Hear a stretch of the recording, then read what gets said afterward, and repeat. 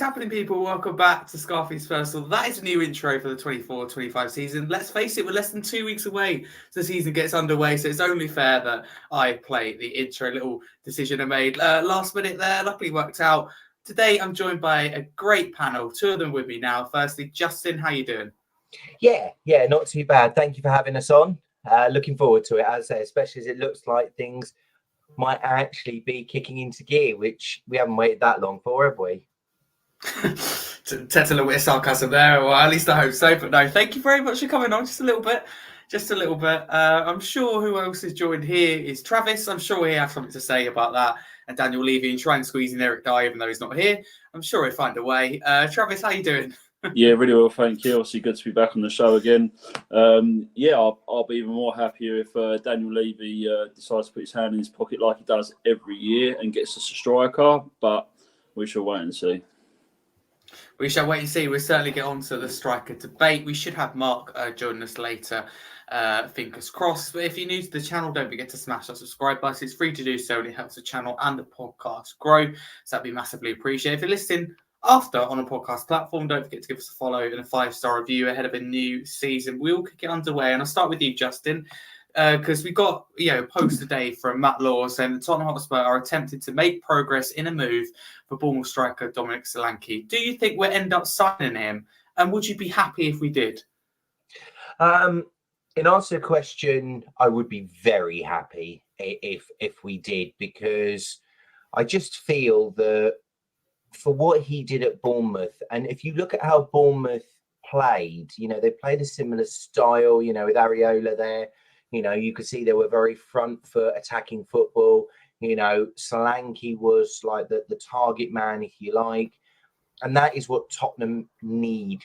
They need somebody who can stay in that position, hold up the ball, bring others into it, but just score goals. When you look at what we lacked, particularly, when people, we saw Son was struggling when he was doing it, and he was kind of the main man, and that's not his position. And I think it was very telling when Postecoglou said, that he wants Son to go back to his natural left position, which I totally agree with. That is where he should be playing. There are obviously other players out there that we could be looking at, but I think we have to be realistic for what we want, where we want to get to. And when you look at the pool of players that are above him, the only ones I could probably think of are maybe like Alvarez from City, possibly, we've seen some of the others that have moved around, but that would be the one that I would say, if you said to me, you can pick anybody else over Solanke, I would say that would be the one that I would go for in Alvarez. But to me, I going back to the other part of your question, are we actually going to sign him? There's a golden rule with Tottenham, especially under a certain man that Travis loves more than anyone else. Until they're holding the shirt, you don't believe anything. I didn't even hear of not signing someone because of image rights until he was in the door. So as I say, will it happen? I hope so. Do I think it will happen? I don't know. Do I think it's a good signing? Absolutely. I think it is that statement signing, and it means that we can then have that money available to go and get another winger. I do think another winger is important. I think when you look at who we've got, which we'll probably come on to later, I think that would be important. So if it means we can get Solanke and a winger in, absolutely be perfect. Yeah, no, I think that sums up nicely. I do completely agree with you. Travis, where do you stand with Solanke? Same question to you. Do you think we get him, and do you want him? Two separate things. I'd love Solanke at Spurs. I rated him highly at Bournemouth. He's obviously got Premier League experience. I think there's been a price slapped on him of 65 million. Do I think Daniel Levy's going to pay it? Absolutely not. I think he's going to do a bit of wheeling and dealing for the next couple of weeks till he gets the exact price that he wants. But that's just Daniel Levy. But I do think we need another out-and-out winger within Neto. And I think someone's actually just put that on the chat about Neto. I think he would be a marquee signing. Eze, I don't know. It's gone a bit cold turkey at the moment. But Neto and Solanke would be a massive, brilliant window for me. but what's going to happen with Richarlison? You know, is he looking to get put out the door to one of the Arabic teams? Do we sell Richarlison first to get the 65 million for Solanke, or is Daniel Levy actually going to put his hand in his pocket and pay the 65 million with Richarlison still at the club? That's what I'm worried about. Yeah, I definitely agree. I think whatever you're going to do with Richarlison, even if you are going to sell him, I think you still have to, get Solanke in first. Otherwise, we go to Bournemouth with that money for Richarlison, whatever we get, even if it's a little bit, they know that you've got that money. That was the problem for me with Harry Kane. Every team knew that we had all this money. Instead of buying a striker before and preparing for Harry Kane to leave, just taking that gamble, I think, top club, the top of the league should, where we want to be eventually, you've got to do. We didn't do that. And that I think's the problem here. But I have to see what happens to Richarlison. I do plan to get on to him later, but if Saudi are interested, I think that we could take advantage of that, and we can try and get something back what we got for him, which I don't think many other teams, if any, will pay. So I think we could be clever. I like Richarlison, but you've got to ask yourself, is he going to stay fit the whole season? You want to progress in Europe as well, and I don't think the answer to that is yes. I don't think it is, to be honest with you. But I want to move on to if the transfer window did close today. So Travis, I'll come back to you. If the transfer window closed tonight, and which means we just signed Werner on a loan, Yang, who joins in January, and Archie Gray from Leeds, what would you rate that out of 10? I mean, I can't see us not signing anyone. But if that was the case, what are you giving it? Look, as you know, Harry, I've rated Werner for a long time now, and I honestly think this season he's going to thrive under Ange Postecoglou. I don't know why. I just think he's a very, very good player. Was it Chelsea? Was it Leipzig? But for me, without the other signings incoming, I would rate it probably a strong 7 out of 10. I think Archie Gray looks good, but we need those next 3 players to make it a solid 10 out of 10. Okay, fair enough. I mean, absolutely take 10 out of 10. To be honest with you, I mean, I love the sound of a 10 out of 10 window. I don't exactly know what that looks like, to be honest with you. Justin, not meant to be a dick, but I do think that is the case. What would you rate it out of 10, firstly, Justin, if it closed tonight? I mean, it'd be pretty disappointed, wouldn't it? I think we have to look at it in 2 aspects, and it is something I thought of before. It's almost like you look at what we had under Paratici and what we've now got under Johan Lang. We had a guy under Paratici who could get players through the door, but couldn't get players out the door. And now we've got Johan Lang who can get players out the door, but can't get players through the door. So to me, I think the outgoing part has been fantastic. I think the fact that we've got as many players out the door is impressive. I do though think, and I said I would probably give it a 5, because to me, I look at the fact if you've been able to get those wages off your books, if you've been able to get some money through the door, and you've been able to free up space in the squad, to only be in a position where you can bring in, but because they pretty much said Bergvall counts as now, even though we counted it, I don't really understand how that one works. And obviously Archie Gray, coming in, and then obviously the guy from South Korea. That to me doesn't feel like enough for what Tottenham really need. If okay, people could say, well, actually, we were going to look at a right back, and Jed Spence, and credit to him, you very rarely see it, but he has knuckled down, and I think has been the player of pre-season, because the redemption that he has shown from his attitude to now, I think has been massive.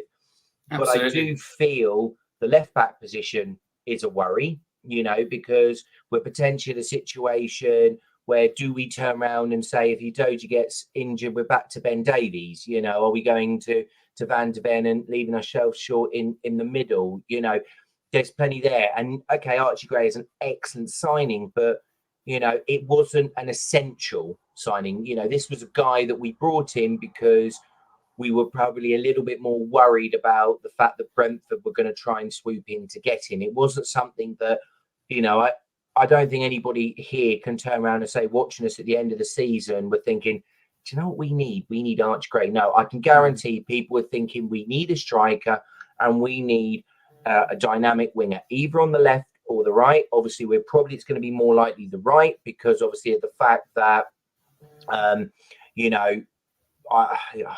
can imagine that Son and Werner will be the options on the left.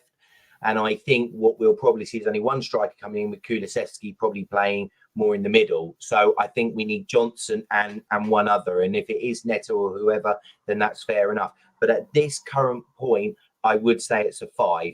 If we go and get in Solanke and, let's say, Neto, then I would bump it up to an 8. If we then got a left back, I would then bump it up to a 9, maybe even a 10, because that to me would then say we've covered all areas, and we're not just covering from the Premier League, we're covering for competitions, because as we're being told, we want to win trophies. So hopefully that is what we should see. Hopefully, fingers crossed. We should certainly be aiming to win trophies. And I mean, we're not all sitting there, are we, going, we should win a trophy this season, but it's about improving on last season, which, based on our transfer window currently, is hard to do. So I'm in full agreement with you, Justin. That was actually my next question.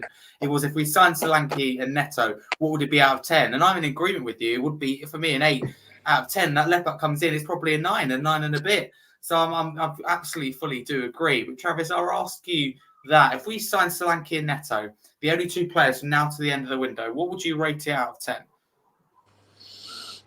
It'd be a strong 9. I think there would be 2 marquee signings. I mean, Neto's fantastic, and I think he'd get into any top side in the Premier League, to be honest with you. So yeah, it's a strong 9. I still think we need another defender. But yeah, I don't know. It's the team's not convincing enough for me at the moment. No, fair enough. Yeah, John says that Johnson and Werner isn't good enough for us. We need a winger. If it's Neto, good player, but we injured more than he plays, it's a massive risk. Justin, do you share John's concern in a way? As good as Neto would be, is it a risk, considering injuries? Last season was a big problem for him, but also I think you could say the same about Solanke, couldn't you? In terms of he's only really done it, he's produced at the very best for one season. So, I mean, you have to take a risk sometimes, don't you, Justin? I think Neto and Solanke are different types of risk. I mean, Neto, I totally understand where John's coming from, because to me, the injuries are there, and we did see it towards the end of last year. So, yes, I do agree. I think that would be a risk. But I think the thing we've got to bear in mind is, there's lots of others that we've put on the list, but then we've seen the wage demands of Chiesa, which I can't see anyone paying that sort of money. I mean, okay, I've heard people say, oh, but, we've freed up income. It's like, but he hasn't lit the world alight to become our highest earner. He's done okay, and I think he's a good player, but I wouldn't be doing that. I mean, if we were paying that sort of money, I'd rather Leao from AC Milan, or going out for someone like that. So I sort of look at them differently. I say Neto is an injury risk, but I do wonder, and I was listening to Alistair Gold a little while ago on the window talking about it. You wonder with that one if they structure a deal that is based on appearances. So it might look like it's like a 45-50 million pound deal, but it will be structured based on appearances. So it could be a case of, if his injuries are going to keep hampering him and causing him issues, then it might only ever be a 20, 25, even 30 million pound signing, which, when you put it like that, that's not necessarily a bad sort of thing to look at. Solanke, I think, is different, because he has had a lot of English experience with Bournemouth. Obviously, he had his first year up in the Premier League, didn't score as many, but was their top striker. Went back down to the Championship, was the top striker in the Championship. Now, people have been waxing lyrical about Gyökeres. Well, he did it in the same league as Gyökeres. And I think he was the top striker ahead of Gyökeres, or he might have been close with him. I can't remember which one it was. He then comes up, and he's then been brilliant. So people can argue about the fact that he's only had one season at the top level doing it, but then we've had others who haven't even had a single season doing it. So I think I think with both of them, they're calculated risks. But I think if Tottenham are clever with Neto, they can do a deal where it's based on appearances because of his injury record. And I think with Solanke, you know, you're just going to have those joys. You are, because you're buying homegrown, so you're automatically putting an extra, you know, probably 15, 20 million quid on it. You know, and obviously he's been playing at Bournemouth, but I do feel that whether it be him, whether it be Gyökeres, whoever it is, I think what we're going to see is a striker who is going to get opportunities, you know, and to me, that is what we need. And if it is just the one, then hopefully it means Lancashire will be up, you know, promoted, and that he will actually get his chance to prove. Because I think if you've got Richarlison and you've got Lancashire and you've obviously then got Solanke, that's not bad options for us to be able to go ahead and compete in the multiple competition. So they're both risks, but I think they're calculated ones in different ways that I can see Tottenham actually looking at and being able to make it work for them. No, I absolutely agree. So thank you for the question, John, and thanks for the answer, Justin. Travis, I'll put the next question to you from John before we go on to, you know, the Bayern Spurs result, and also previewing Saturday where we face Bayern at home in front of the Tottenham Hotspur fans. I want to ask you this from John that says, is Gray ready to start Premier League games? John says, no, in his opinion, if we don't get a solid 6, we found out just like last season. So what do you think, Travis, in terms of that defensive midfield position? You know, can Gray do it? You know, who can do it? Is Basuma can do it? Do we need to bring someone else in the midfield? Where do you kind of stand with that? Yeah, I can understand where John's coming from, but my argue is, why would you splash 40 million on a player that potentially might not be ready for the Premier League yet? That's what I don't understand. That's a lot of money to spend on an 18-year-old that isn't ready for the Premier League yet. That would be such a, I'm not going to say a waste of money, because obviously these players are bought for different reasons. But if we don't see a lot of Gray, then to me that is a waste of time. Bissouma's been all right in the pre-seasons, but he wasn't great last year. That's my worry. He's had a lot of money spent on him, and for him not to be Premier League ready. I mean, he's been great in the pre-seasons, but so have a lot of the other signings. But my worry is the money was splashed out on him for someone not to be ready for the Premier League. I can understand what John's saying, and I really appreciate that question. But that is my concern, and it's a concern with a lot of players that come. It's like, you know, we've been playing Will Lancashire. We've been playing all these young players, for then Levy to then turn around, which he has done before, and say, hold on a minute, we've got all these players coming through the rank. They're absolutely fine. That is just the way Daniel Levy. That's just the way he ticks, and that is my worry. I don't think.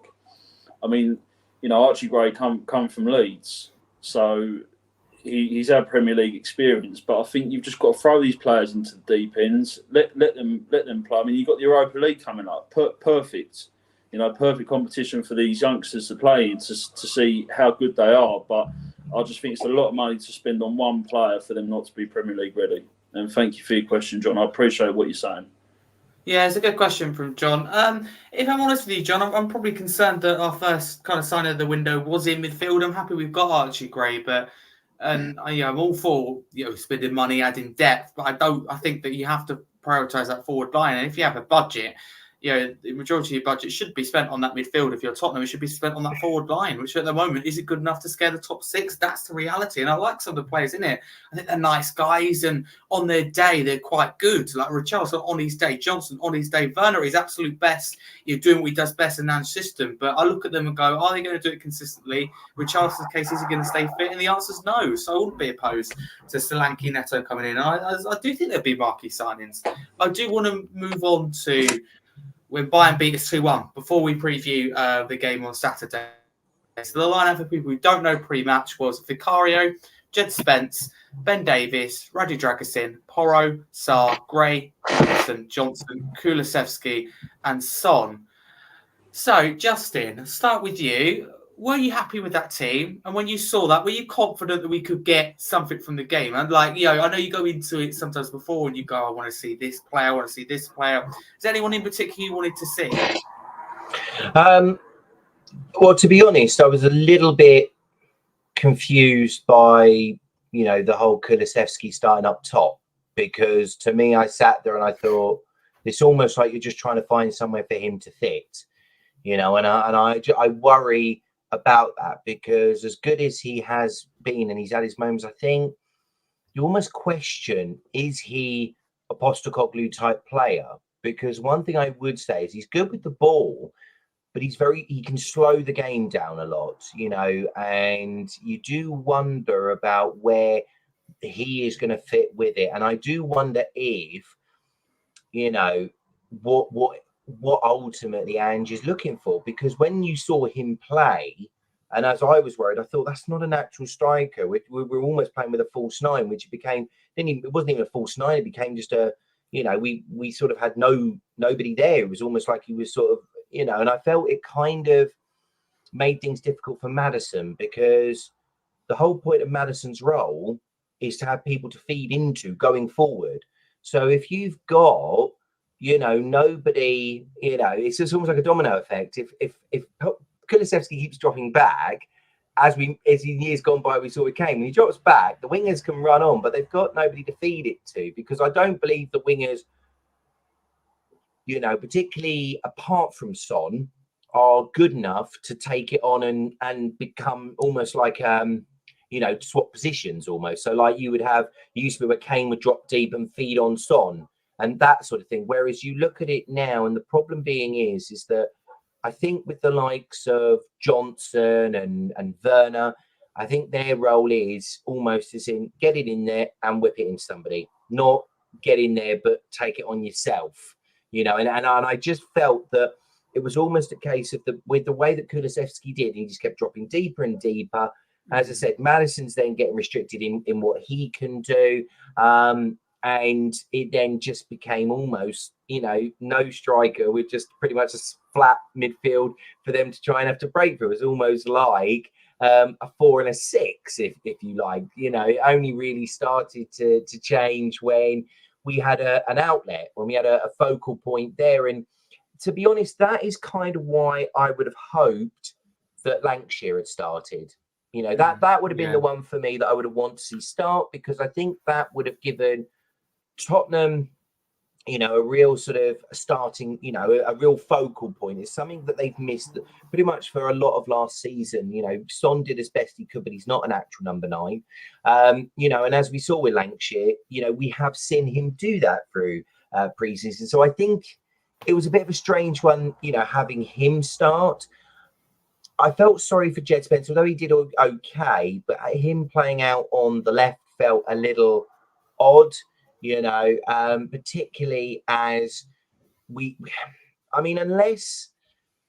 unless Royal is due, unless that's getting close with Milan for him to go, then I do wonder why he didn't start. I would have maybe preferred to see him, or maybe Ashley Phillips, or even, to be fair, Jamie Donnelly. I don't think he's done a bad job at left back. And if Tottenham aren't going to go out and get a left back, why not then turn around to Jamie Donnelly rather than all the other games you've been and say, right, we're now actually going to give you some proper tests against some stronger opposition. So those were probably the two that I would say, looking at the starting lineup, that I thought, I'm not so sure. I think we know what Bergvall can do.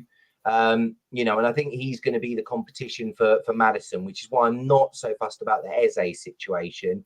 But I just felt that, like, if we're going to only bring in one striker, which is pretty much, I think, what we will do, I don't see us bringing in 2, although I think we need to.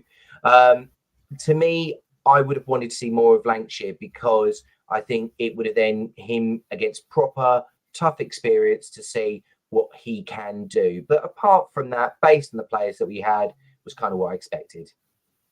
Yeah, no, I think that's fair enough. Be up to John and everyone else putting questions in the chat.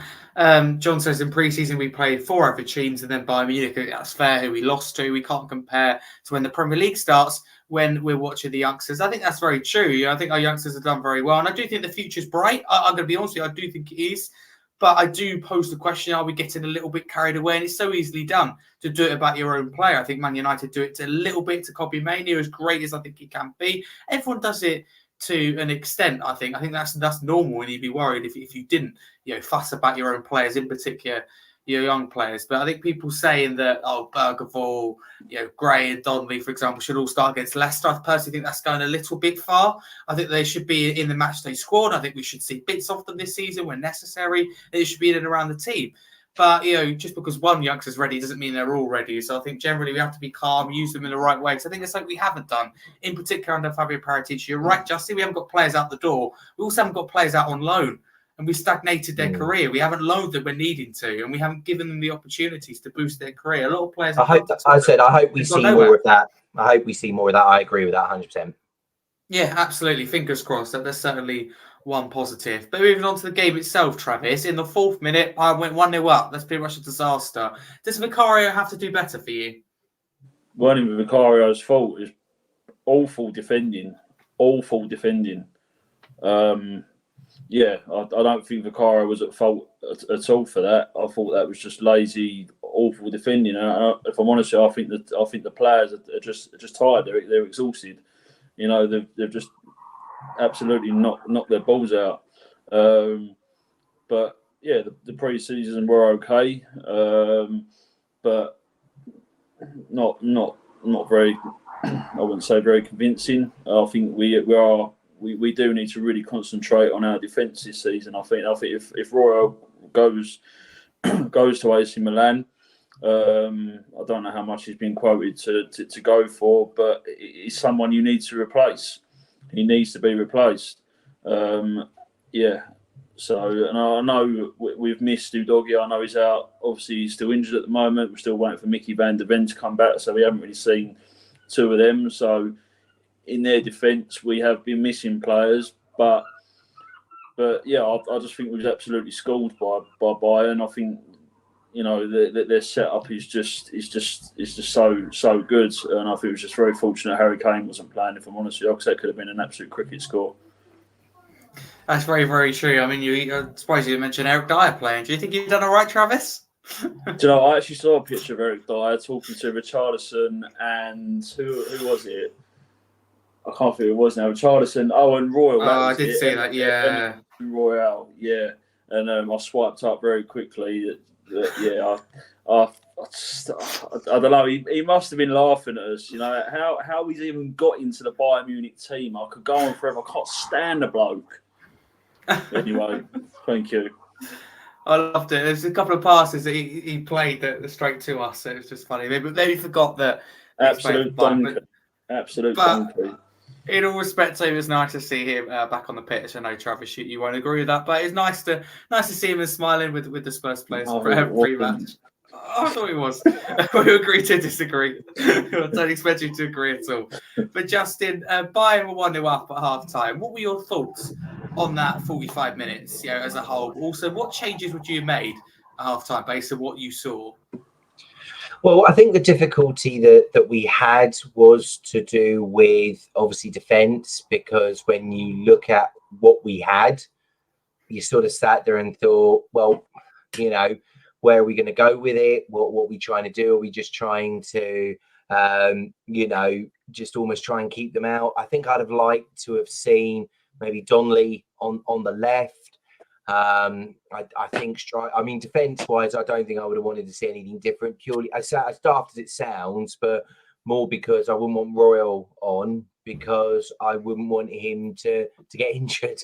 I would want to make sure he goes. To be fair, in terms of in the middle, Bergvall, I think obviously as we saw, coming on for Madison, or if or Lancashire again, just that element of making somebody actually being on that pitch to show that we got a focal point. Because Lancashire didn't come on to the 75th minute. I'm just seeing here. Well, by that point we were 2-0 down, I think, wasn't it? Yeah, but at that sort of point, I think it was 2-0. So you're looking. Oh no, sorry, 2-1. I've got it here. It would have been nice to have had him on sooner. As you say, at half time. Those would have probably been the main ones.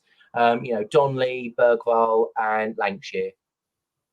Okay, thank you very much. A lot of you are listening in live on YouTube, so if you haven't already, if you could smash that subscribe button, it's free to do so, and it helps the channel grow. It literally takes a few seconds as well, and if you don't come back, that's absolutely fine, but by subscribing, that really does help us get to our target of 2,200 subscribers before the season starts. We're about 50 away from that, so you can do that, time is ticking, so that'd be massively appreciated. But Travis, I'll come to you. What were your thoughts on that first 45 minutes? Not great. We just struggle. It's just I don't know. I think it's James Madison. I think where he's had his injuries, just not been the same player since. I think Lucas Bergville looks absolutely immense. But I think we panic, and that's the problem with the biggest games. We literally panic in these big games. And when I say big games, I mean big teams like Bayern Munich. But I don't know, and it's just painful watching Spurs sometimes. And I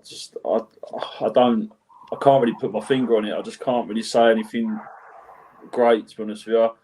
Okay, no, fair enough. That's all right. No, fair enough. Hopefully, it can change going into the season. You can say something positive, and you can't. No Eric Dyer, don't worry. We won't talk about Daniel Levy much. Don't worry.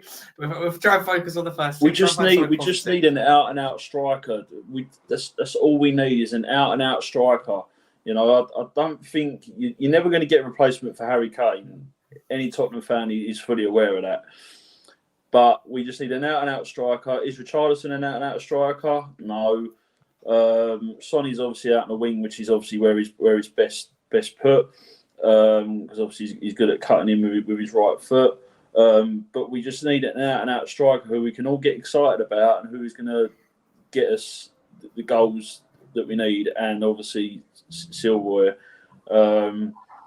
Just reading that comment there. Let's be honest. Yeah, do you agree with that comment from John Michael? That he says, let's be honest. In pre-season games, the kids have looked a lot better than most of our first team players. He adds that it's worrying. What do you think of that, Travis? A lot of people have said that. Yeah, I think with that, I think that's another good point, John. To be fair, but I think because they've all got something to prove. They obviously want to play for the team. And I hope they do progress like the likes of Will Lancashire. We obviously haven't seen much of Dane Scarlett. He's another player that went out on loan. You know, why are we sending these players out on loan to then not get barely any minutes in the pre-season, let alone the Premier League? But yeah, I think the youngsters have been great. I mean, you can only go by the teams that have been in front of us and who have been playing.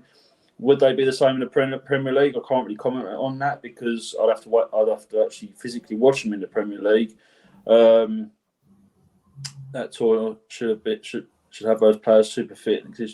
Yeah, they are, but Antonio Conte was absolutely running and ragged through pre-season and training drills and God knows what else. And look what happened there. You know, I don't know. They do fight for the shirt, and I absolutely love that. I mean, I absolutely bleed Spurs. I really, really do. And any player that plays for the badge is a Tottenham player in my eyes. So yeah, fantastic. But and I hope they do light the place up come the new Premier League season. I really, really do. The youngsters, but obviously we'll have to wait and see what happens. Yeah, we shall wait and see. But half-time, Dragusin, Gray and Madison all departed for Emerson, Bergvall and Bissouma. I haven't seen many Spurs podcasts or YouTubers talk about this, but I do want to mention it. It's not a dig, but I do think it has to be mentioned. And Justin, I'll come to you. Does Madison's form concern you? Obviously, the latter stage of last season, what we've seen in pre-season. I haven't seen pre-season in detail, but I haven't seen anything to go, this is his season. So does anything worry you based on what you've seen with Madison? Because I think that we play inverted fullbacks. I don't think it suits Madison. I think, to be fair, the difficulty that Madison has is that when you look at it, he needs a target man. He needs somebody up there. He needs players, sort of in front of him. He's not somebody who really can run on to things. It's almost a case of you look at You know, you take the goal against Burnley, there were still people ahead of him, but they helped create the space for him to take the shot. You know, so I think when you actually look at it, it is ultimately a case of that he needs people in front of him. I think also as well, where we have really struggled is when someone isn't playing well, we just seem to flog a dead horse. We just seem to keep them going, keep them going, keep them going. Oh, they'll come good, they'll come good. No, if they're not playing well, they need to be dropped, you know. And to be fair, I think that was one of the issues with Madison. Even if he was having a poor game or he was struggling, you know, just keep him on. Got to keep it going because we've got nobody else. I'm hoping now having Bergvall, and if we are going to play Kulusevski as a, you know, if you like, a number 10 option, really, that it means he can be rotated and that he can be given that break. I think also as well, the fact that he's had the full pre-season to recover from his injury, hopefully we will start to see the best of him when the Premier League, you know, resumes. But it's one of those ones I'm not overly fussed by, because I think in one of the comments when they talked about pre-season, you know, and I've seen years gone by where Tottenham have been absolutely amazing in pre-season and then stunk out the Premier League. So you know, to me, I think it won't be so much of an issue. I think the fact that we've got those opportunities in terms of, you know, giving him that time, giving him the breaks, getting other people in for him to know that, I think hopefully should spare him on. Fingers crossed. Oh yeah, fingers crossed. That's certainly the aim. Hopefully he does pan out like that. Travis, I'll come to you next. 55th minute, Bayern go 2-0 up. The initial save again by Vicario, but the follow-up couldn't be stopped. You talked earlier about the defence it's got to do better for the first goal. And I do think it includes the goalkeeper, but I do agree. Would you agree also in this situation that we've got, it's an easy avoided goal, but as you said, context is important. No Romero, no Van der Ven, no Udogie, which is true, isn't it? Harry, with all due respect, can I answer your question in 2 minutes? I've just got something to say very, very quickly because it's literally it's boiling on my chest, right? I'm sick and tired of people putting on here and on Twitter about Levy sacking Ange, right? I'm fed up with Tottenham Hotspur becoming a manager's graveyard. Why is it every season we get it's happened to Mourinho, it's happened to Conte, it's now happening to Ange, potentially happening to Ange. It's not the answer.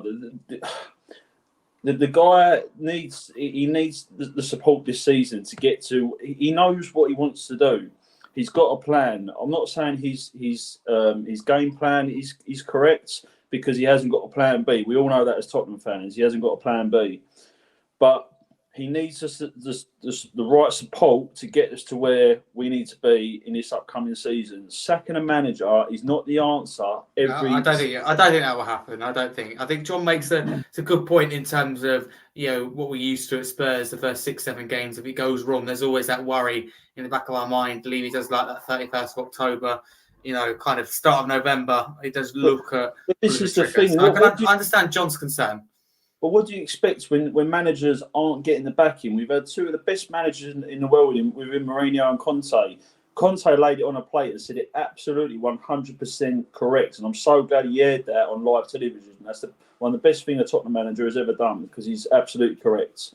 But I think Ange just he needs the backing from Levy. Is he going to get it? Probably not. I know we've had signings come in, but yeah, that just really, really frustrates me with these Ange out people because we're not putting our weight within pre-season. We're not doing this. We're not doing that. I don't think many people are Ange out, but I do know what you mean. I do know what you mean. I don't think ever sacking the manager really is the answer, especially not through a season. So I think that Ange will be okay. I think that, you know, it's recognised that he needs backing and that this is the manager that could bring success back to Tottenham. It's going to take time. I agree. I don't think there's any need to sack a manager, but in reply, John says, I agree, Ange's back in, but Levy isn't showing me that right now. Ring alarm bells. I understand John's concern. I think we'll have a look, come back to this at the end of the transfer window, but I can understand people being concerned now, you know, with Leicester at the time of recording being in 14 days' time. But Travis, my question to you, going back to the Bayern game. Sorry, thank you, Harry. No, it's absolutely fine. Hopefully you feel better for that. Bayern's second goal. Have we got to do better from a Spurs point of view? Absolutely. I think who scored it? Sorry, you have to remind me. I did watch the highlights. Correct, Gab. Goretzka. Yeah, I think, Goretzka. Travis was initial save by Vicario, but it was the follow up. Should the defenders have reacted better to that follow up? I mean, you talked about the first goal, and you're right, not good enough defensively. It's the same, isn't it, for the second goal? I think Vicario. Obviously he's got to do his goalkeeping duties, but yes, that is the main concern for me. I don't think we're quick enough out of the box, and it showed last year. We do play a lot of the balls along the box back to the keeper, and I think with the way we're set out, I just think you're just dicing with death against teams like that. I think Vicario, he's come along very, very well from when we first got him. I know there's a lot of fans saying he's not the right keeper. It's Hugo Lloris been coaching him, etc. But I think Vicario, as a goalkeeper, yes, he should do better. But our defence is the main thing in front of that goalkeeper that should absolutely be pouncing on it and just smashing it into row Z. Yeah, no, fair enough. Fair enough. I think it's fair enough. But Justin, I'll come to you. I want to ask you about Spurs' goal to get back into it. We didn't get back into it. Consolation, I suppose, if you like, to make it interesting. 65th minute to make it 2-1. It was a rocket from Pedro Porro. What a goal, right? I mean, he only seems to score rockets, doesn't he, Pedro Porro? I mean, he scores goals, but in style. Yeah, and look, I think, let's be honest, it's the one thing that you could say gives us something a bit different for teams to think about. The fact that if he gets on the ball, is he going to whip it in or is he going to take a shot?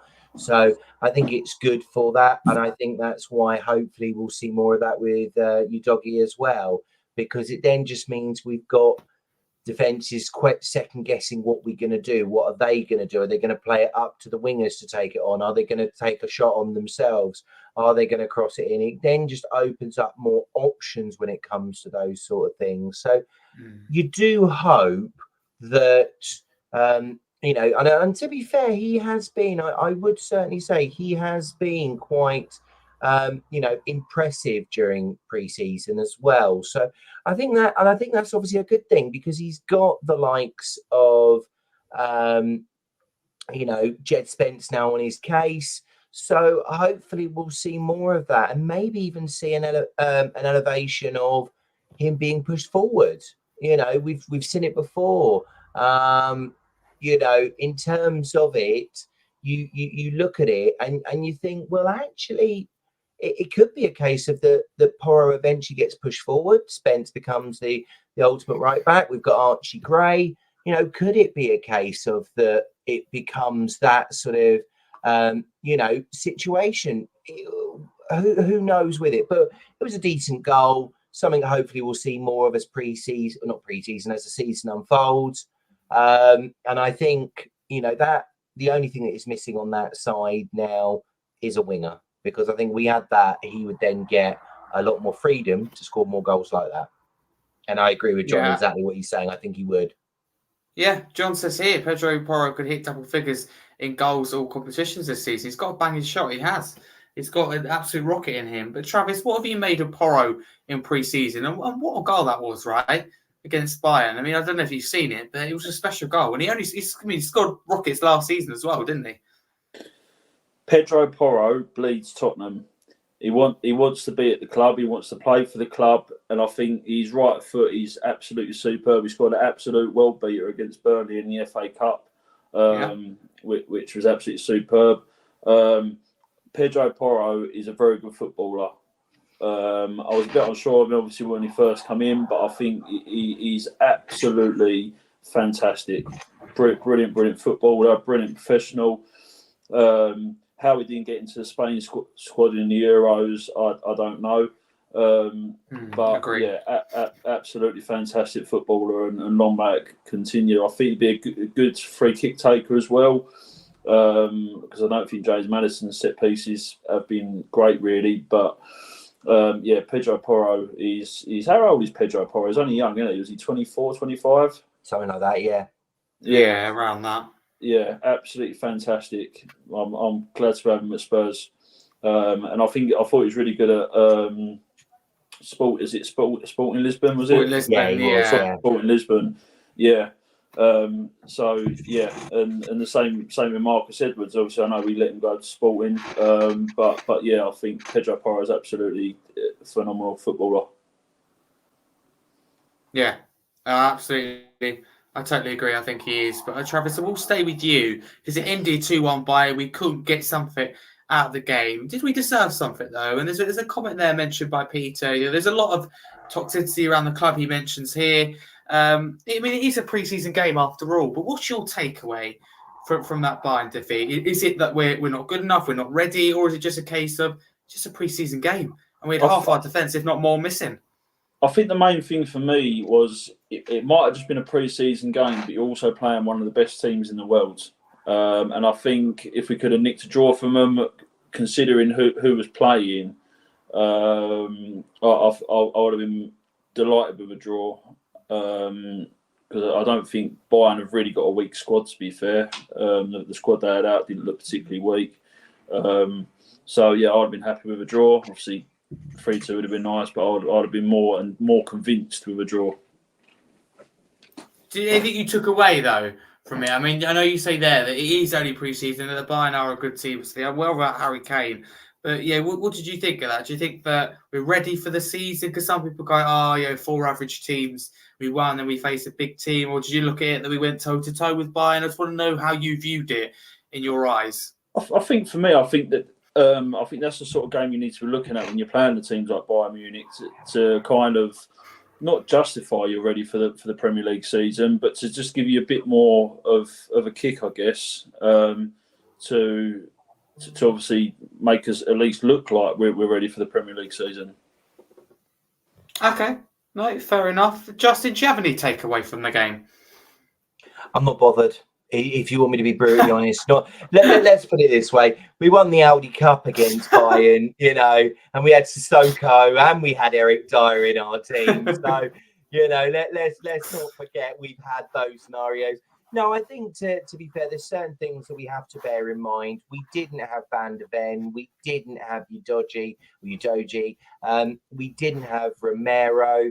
That those 3 in particular, I think, would make us a lot more solid at the back. We know, and I think as well, hopefully it showed by the fact that we didn't have, an out-and-out striker, Richarlison, who, I mean, how on earth he's still not anywhere near fit is beyond me.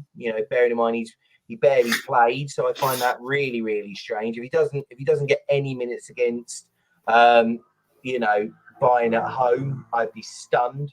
And if he doesn't, then I think we definitely need 2 strikers, unless Lancashire is going to be given the minutes to do that. So, but no, I'm not bothered by pre-season at all. We've had amazing pre-seasons and then stunk the Premier League.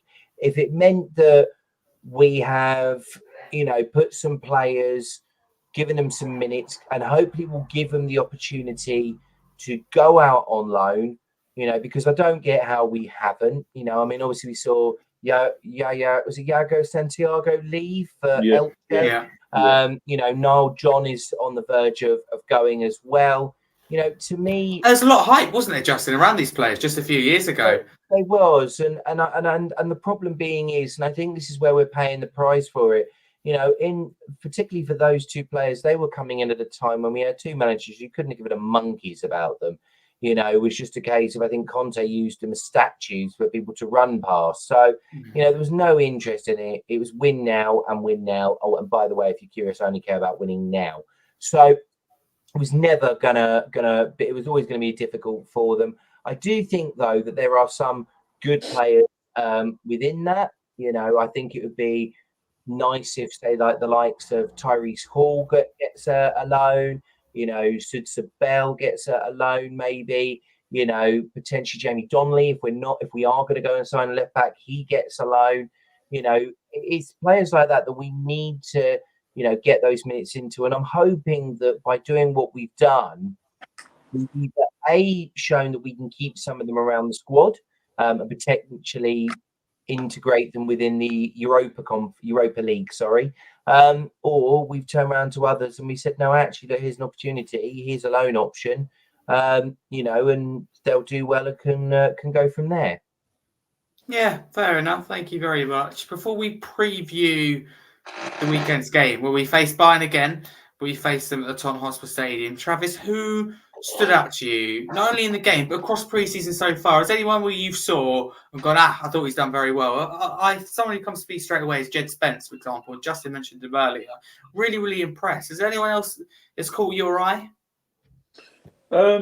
Yeah, I mean, I've only really seen snippets of the pre-seasons because I haven't got the Tottenham app thing where Spurs play. Yeah, but I think Lucas Bergvall, I think without sounding biased, obviously being one of our newest signings, I thought he's been really, really good. I think Archie Gray's been good. Yeah, and I think Timo Werner's had a couple of good touches, putting a good ball. So I can't think who scored the end of it. I think it might have been Lancashire actually who scored. Yeah, it was. Yeah. Yeah. So yeah, there's been a few players that have stood out to me. To be fair, Justin's gone. Justin's got a technical issue by the look of it. Don't worry, keep going. Yeah. But yeah, I don't think there's been an absolutely atrocious player. I think they've all kind of played their part where they've needed to in these pre-seasons. But again, the pre-seasons, so you can't really judge. I think the only players you need to be really looking out for are players that could potentially be ready for the Premier League season ahead. Yeah, no, definitely. That's really, really good. But also, I mean, that's pre-season in general. Was there anyone in that game as well that you thought done okay? You mentioned Kulusevski a lot. Do you think he's doing well in that number 9 position? Yeah, I think Kula's obviously already proved that he's more of a central role anyway. Obviously, I know he's got competition with James Madison, but I think James Madison has completely gone off the boil as well. So I would like to see Kulusevski more in that number 9 role in the upcoming Premier League season. But yeah, I thought Brennan Johnson's been really good as well. I would have liked to see more of. I know Doggie's still injured, but Mickey van der Ven. Is he still out from the Euros? Who's that? Van der Ven? Van der Ven, yeah.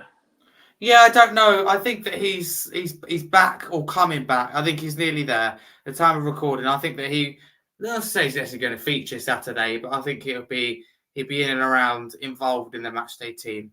So I think he's nearly there, which is good. Yeah, I think he needs to be involved in the match. If he is back, the match game, obviously the home game against Bayern Munich, and I think we need to go with a very, very strong side if possible. But I know you are about to move on to that, Harry. So I'll let you. No, that's completely fine. Justin has left for people who don't know listening after.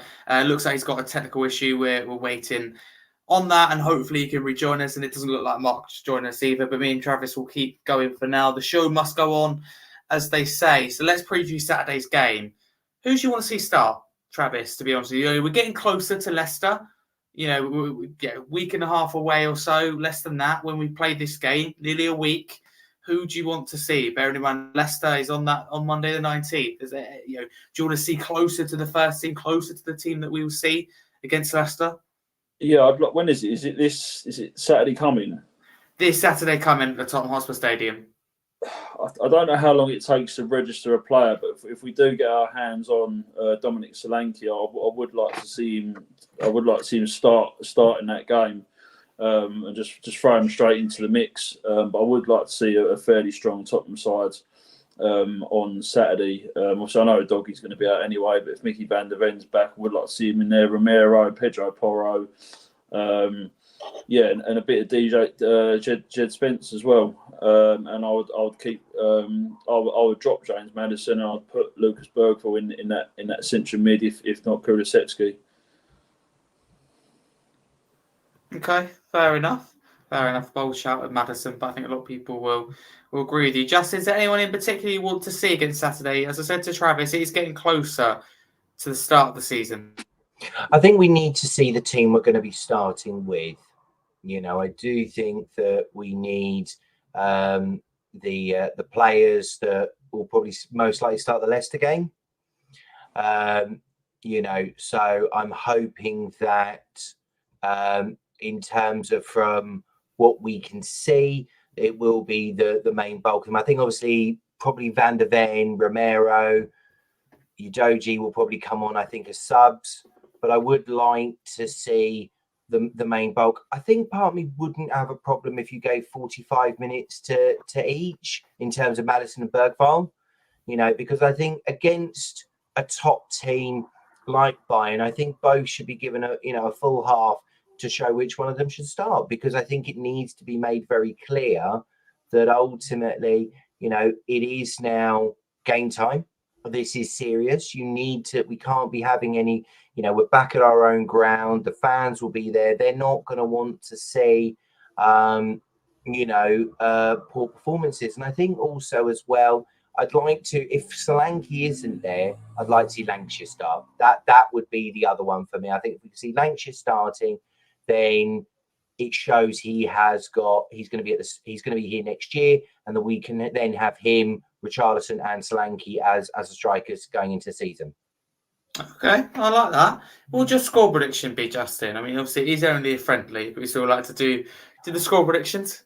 I probably think it'll be 2-2, because I think we'll struggle in terms of with the defence we'll start with, but I think when you look at what we will then go for in terms of through the game, the changes that we'll then make, I think we'll then, I think I wouldn't be surprised if we go like 1-0 or 2-0 down and we bring it back to 2-2. Okay, well, that sounds a lot better. I mean, it's a draw, it's not a loss. We take that absolutely. Travis, score prediction? I don't know, because if Harry Kane starts, I don't really know what's going to happen. But obviously, I would like to see us win. I'm going to go 3-2 Bayern. 3-2 Bayern. We've got 1-1 in the chat. Okay, fair enough. Yeah, I'm feeling like a 2-2 or 1-1. I think it'll be a draw either way. But I think that kind of wraps us up nicely for today. So big up to everyone who's listened in live on YouTube. A lot of you listened in. Thank you very much. Also, a lot of you listening after on podcast platforms, in particular Spotify, but also Apple Music and Amazon Music. So big up to each and every single one of you. We do appreciate it. If you're new to the channel, don't forget to smash the subscribe button. It's free to do so, and it helps the channel and the podcast grow. And like I said, if you are listening on a podcast platform, drop us a follow and a 5-star review, or whatever you rate the podcast. If you don't like it, be honest. Just rate it how you feel. I won't judge you at all. Just say what you think. All feedback is massively appreciated. Of course, we do aim for those 5 stars. Big thanks to my panel. Firstly, Justin, thank you very much. Glad you've got your technical issues sorted. Where can people find you? To be fair, as I said, generally on Twitter or here, or when he's back up and running Spurs Kings TV. So, as I said, most sort of platforms like that. So thank you so much for giving us the opportunity to do this, and can't wait till next time. Absolutely. Thank you very much. And Travis, where can people find you? Yeah, absolutely brilliant again tonight, Harry. Justin, always a pleasure to obviously see you on these podcasts. These shows are just absolutely fantastic, and I really do look forward to them after a working day. That's good to hear. Really, really good. I mean, the work you do in general, Harry, alongside your good friend Barney, is just absolutely fantastic, and I absolutely love the stuff you put on social media in regards to autism and neurodiversity. Absolutely refreshing is probably the best way to put it. So yeah, keep up the good work. You can find me on Twitter at officialcaster. I am very much warming up to do a YouTube page on men's mental health awareness. My baby girl is very imminent, so once she's here, I will be planning that for the near future. So yeah, very, very, very excited to be jumping on with that, and obviously excited for her to be here and have a little Udette in the world. So yeah, very excited. Don't do that to her. Come on. Yeah. Painful. I'll tell you now, my kids don't support Spurs. They've seen what I've gone through and just went, nah, you're right, thanks. Justin, my dad's been through it for the last 60 years of his life, and he ingrained it into me. So I'm just, that's just the way it is now. Yeah, so unfortunately, back then though, they didn't have YouTube, so they couldn't see other things, see the trophies. So it was like, now they're looking at it and thinking, oh, actually, this team wins trophies. When was the last time you was kidding? I went, but they played the Tottenham style football, and we don't win anything. Okay, I understand. You know, so yeah, I mean, that's harsh. That is harsh, to be fair. It is harsh. It's very, very harsh. But congratulations, Travis. As well on the baby girl. Thank you very Also, much. hopefully the new page. If I can help, just let me know. It sounds absolutely great. You have our full support here at Scarfe Spurs. So it does sound absolutely fantastic. And by all means, keep coming on the show as well, and keep talking about Eric Dyer. I was going to put a prank on you, but I'm going to save it to next time. But for now, a massive come on you.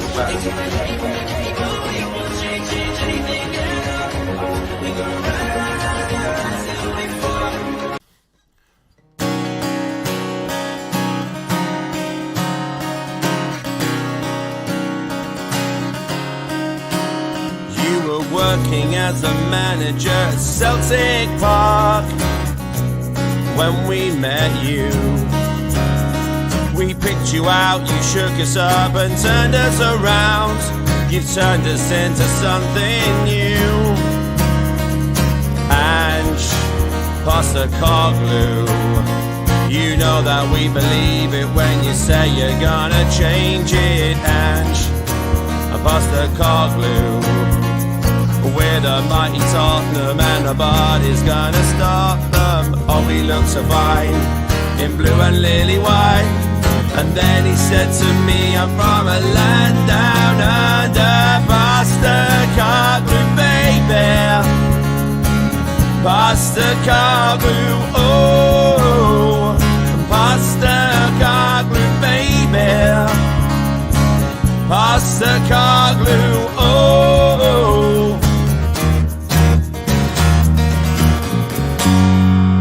Postecoglou, baby. Postecoglou, oh. Postecoglou, baby. Postecoglou, oh.